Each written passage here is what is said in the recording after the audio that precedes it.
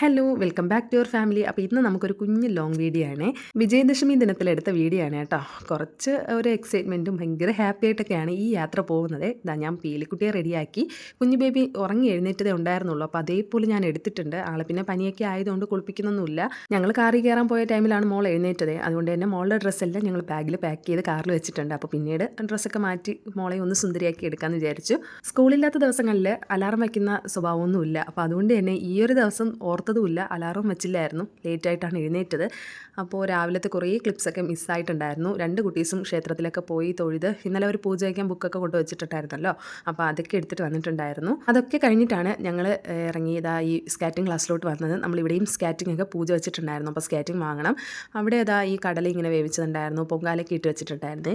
അവിടെ ചെന്ന ഉടനെ തന്നെ ആരൂസ് പോയി സ്കാറ്റിംഗ് ഒക്കെ വാങ്ങിയിട്ടുണ്ടായിരുന്നു. ഇനി നമ്മുടെ പീലിക്കുട്ടി ഇതാ സാറിൻ്റെ കയ്യിൽ നിന്ന് സ്കാറ്റിംഗ് ഒക്കെ വാങ്ങുകയാണ്. ഇവിടെ പൂജ വെച്ചതിൻ്റെ വീഡിയോ ഇന്നലെ നമ്മൾ ഷോർട്സ് ആയിട്ട് ചെയ്തിട്ടുണ്ടായിരുന്നു. അപ്പോൾ അത് കാണാത്തവർ പോയി കാണണേ. അങ്ങനെ എന്താ നമ്മുടെ പീലിക്കുട്ടിയും പോയി സ്കാറ്റിംഗ് ഒക്കെ വാങ്ങുകയാണ്.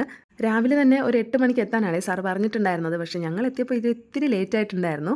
ഏകദേശം ഒരു 9 മണിയൊക്കെ കഴിഞ്ഞിട്ടുണ്ടായിരുന്നു ഞങ്ങൾ എത്തിയപ്പോഴത്തേക്കും. എഴുന്നേക്കാൻ ലേറ്റ് ആയാൽ നമ്മുടെ അന്നത്തെ ദിവസത്തെ കുറേ കാര്യങ്ങൾ ഇങ്ങനെ ചടപട ഓടി നടന്ന് ചെയ്യേണ്ടി വരും അല്ലേ.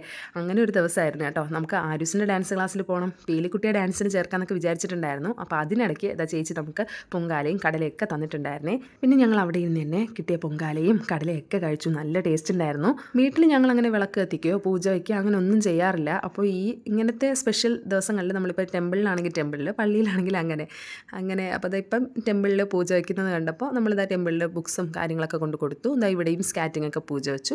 അങ്ങനെ അതൊക്കെ കഴിഞ്ഞ് അതെല്ലാം സ്കാറ്റിംഗ് എല്ലാം എടുത്തിട്ട് ഞങ്ങൾ നേരെ പിന്നെ പോകുന്നത് പീലിക്കുട്ടിയെ ഡാൻസിന് ചേർക്കാനായിട്ടാണ്.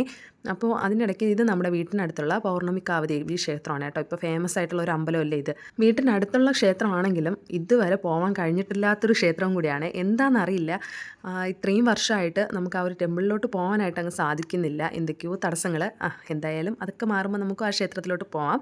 അപ്പോൾ ഇതിനിടയ്ക്ക് നമുക്ക് പീലിക്കുട്ടിയെ ഡാൻസിന് ചേർക്കുമ്പോൾ ദക്ഷിണയൊക്കെ കൊടുക്കണമല്ലോ. ഫസ്റ്റ് ടൈമല്ലേ മോള് പോകുന്നത്. നമ്മൾ ഈ വെറ്റയും പാക്കും ഒക്കെ വെച്ചിട്ടല്ലേ ദക്ഷിണ കൊടുക്കുന്നത്. അപ്പം വെറ്റയും പാക്കും ഒക്കെ വാങ്ങാനായിട്ട് കയറിയതാണേ. അപ്പോൾ കുറേ നേരം ആ കടയിൽ ഇങ്ങനെ നോക്കി, ആ കടയിൽ ചേട്ടനെ കാണുന്നുണ്ടായിരുന്നില്ലേ. കുറേ നേരം വെയിറ്റ് ചെയ്തിട്ടാണ് നമ്മൾ പിന്നെ വാങ്ങിയത്. കാരണം നമ്മളിനി അങ്ങോട്ട് പോകുമ്പോൾ വേറെ ഷോപ്പൊന്നും ഇല്ലെങ്കിൽ നമുക്ക് ആ സാധനം വാങ്ങാനായിട്ട് പറ്റില്ല.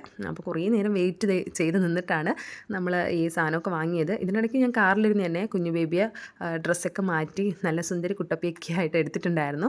അപ്പോൾ നമ്മളിതാ ഇവിടെയാണ് പീലിക്കുട്ടിയെ ഡാൻസിന് ചേർക്കാനായിട്ട് വന്നത്. ഇവിടെ മുതലാണ് നമ്മൾ പ്രതീക്ഷിക്കാത്ത കുറേ കാര്യങ്ങൾ നടന്നത് കേട്ടോ. നമ്മൾ ഒരുപാട് സന്തോഷത്തോടെ ആഗ്രഹിച്ച് വന്ന കാര്യം ഇവിടെ നിന്നാണ് നടക്കാതെ പോയത്. ഇതാ ഇവിടെ ശരണ്യ മോഹൻസ് നാട്യഭാരതി എന്നുള്ള ഒരു ഇൻസ്റ്റിറ്റ്യൂട്ടിലാണ് നമ്മൾ വന്നിട്ടുള്ളത്. നമ്മുടെ ആക്ടർ ശരണ്യ മോഹനാണ് ഈ സ്ഥാപനം നടത്തുന്നത്. ആൾ ഭരതനാട്യമാണ് പഠിപ്പിക്കുന്നത്. നമ്മളങ്ങോട്ട് കയറാൻ പോയപ്പോൾ തന്നെ കണ്ടു ഒരുപാട് വണ്ടികളൊക്കെ വന്നിട്ട് നല്ല തിരക്കും കാര്യങ്ങളുണ്ടായിരുന്നു. ഒരുപാട് ആൾക്കാരുണ്ടായിരുന്നു. പിന്നെ ഞങ്ങൾ അവിടെ എത്തിയത് ഏകദേശം ഒരു 11 മണിയൊക്കെ ആയിട്ടുണ്ടായിരുന്നേ. ഇതുപോലെ ക്യൂ ഒക്കെ നിന്ന് നമ്മൾ അഡ്മിഷൻ എടുക്കാനായിട്ട് പോയതാണ്. പക്ഷേ അവിടെ മുതലാണ് നമ്മൾ ടെസ്റ്റ് ആരംഭിക്കുന്നത്. നമ്മൾ അഡ്മിഷൻ എടുക്കാൻ പോയത് പീലിക്കുട്ടിക്കാണല്ലോ. നമ്മുടെ പീലിക്ക് ഈ മാസം 15-ാം തീയതിയാണ് 4 വയസ്സാകുന്നത്. അപ്പോൾ അവർ പറഞ്ഞതെന്ന് വെച്ചാൽ 4 വയസ്സിൽ നമ്മൾ ഡാൻസ് പഠിപ്പിക്കാൻ കുട്ടികളെ എടുക്കത്തില്ല.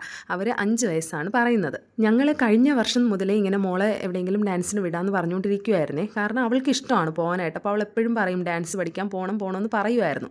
ആ ഒരു ഇതിലാണ് നമ്മൾ മോളെ ഡാൻസിന് കൊണ്ടാക്കാം എന്നിങ്ങനെ വിചാരിച്ചത്. പക്ഷേ കഴിഞ്ഞ പ്രാവശ്യം നമ്മൾ ചെന്ന് ചോദിച്ചപ്പോഴത്തേക്കും പറഞ്ഞു 1 വർഷം കൂടെ കഴിയട്ടെ എന്ന് പറഞ്ഞു. അപ്പോൾ ഞങ്ങൾ ചോദിച്ചത് 3 വയസ്സായപ്പോഴാണ്. അങ്ങനെ നോക്കുകയാണെങ്കിൽ ആൾക്ക് ഇപ്പോൾ 4 വയസ്സാകുന്നുണ്ടല്ലോ. അപ്പോൾ ഇതാണ് ശരണ്യ മോഹൻ, അറിയായിരിക്കുമല്ലോ എല്ലാവർക്കും, ആക്ട്രസ്സാണ്. അപ്പോൾ അന്ന് അങ്ങനെ പറഞ്ഞതുകൊണ്ടാണ് ഞങ്ങൾ ഇപ്രാവശ്യം ഒരു 4 വയസ്സൊക്കെ ആയപ്പോൾ തന്നെ വീണ്ടും വന്നതേ. മോൾക്ക് ഇഷ്ടമാണ് ഇങ്ങനെ ഡാൻസ് കളിക്കാനായിട്ട്, അവളിങ്ങനെ എപ്പോഴും പറയുന്നുണ്ട്.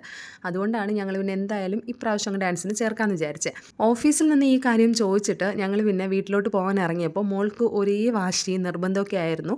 ആൾ നല്ല കരച്ചിലുമായിരുന്നു. ആൾക്ക് ഡാൻസ് കളിക്കണം, പഠിക്കണം, പോകണം എന്നൊക്കെ പറഞ്ഞിട്ട് ഭയങ്കര കരച്ചിലാണ്. അങ്ങനെ ഞങ്ങൾ വീണ്ടും റിസപ്ഷനിൽ കയറി സംസാരിച്ചിട്ടുണ്ടായിരുന്നേ. കാരണം ഇപ്പം ക്ലാസിക്കലിനല്ലെങ്കിൽ സിനിമാറ്റിക്കിനെങ്കിലും ചേർക്കാൻ പറ്റുമോ, അല്ലെങ്കിൽ പാട്ടിനോ അങ്ങനെ എന്തെങ്കിലും.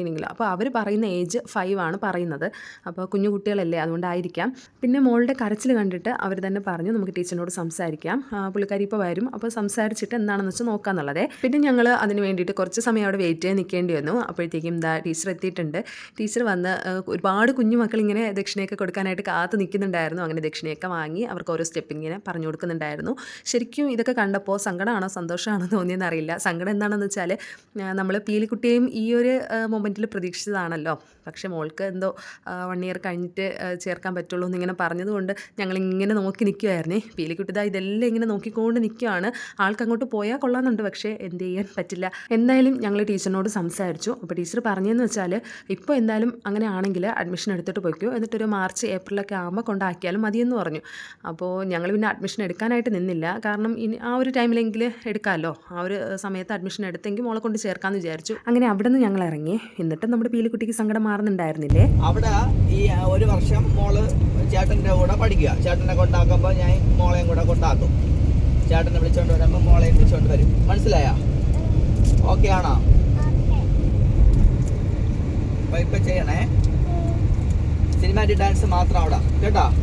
മറ്റേ ഭരതനാട്യവും കുച്ചിപ്പൊടിയും മോഹിനിയാട്ടവും ഒക്കെ നമുക്ക് അടുത്ത വർഷം ആടാ.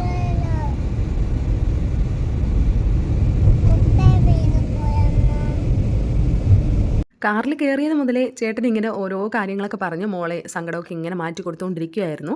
അങ്ങനെ ആളൊന്ന് ഓക്കെ ആയി. ചേട്ടൻ്റെ കൂടെ സിനിമാറ്റിക് ഡാൻസ് പഠിക്കാനായിട്ട് ഇവിടെ പോകാമെന്ന് ആൾ സമ്മതിച്ചു. അങ്ങനെ ഞങ്ങളിതാ വീണ്ടും വിസോളിൽ എത്തിയിട്ടുണ്ട്. സാർ ആരാണെന്ന് അറിയാവോ? നമ്മുടെ D4 ഡാൻസിലൊക്കെ ഉണ്ടായിരുന്ന ആളാണേ.